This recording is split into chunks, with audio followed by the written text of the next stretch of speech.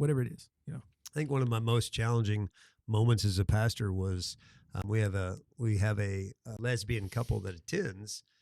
They came. One of the partners got saved. They had adopted a child together, or maybe they were in that process. And after they got saved, a few weeks passed. I baptized one of the lady, and then a few more weeks passed, and I heard that they had went their separate ways.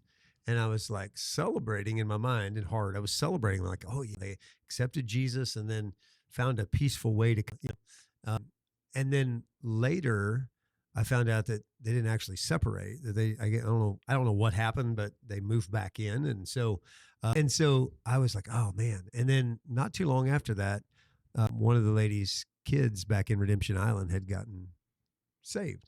And so it's time for this kid to be baptized. And we don't care who baptized. If you're a believer who's been baptized, that's the criteria, and for being able to baptize somebody else. And so they came to me that specific morning, and I looked at the mom, and the mom said, here's how and I started talking to her, like, make sure, hey, this is how the Bible would command us to baptize. And she said, oh, my partner's going to baptize.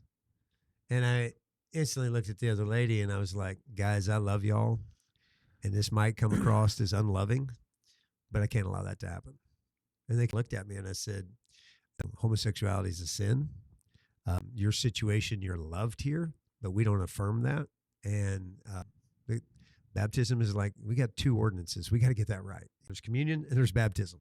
And so we're going to make sure that, Mom, you're very welcome to baptize, or we can baptize, but I can't let your partner baptize.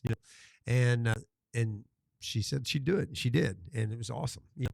So the truth of the matter is, like, we don't affirm, but we're not beating anybody up for any of their sin. And it was probably a few weeks after that, someone sent me I'll throw that clip up if you don't mind.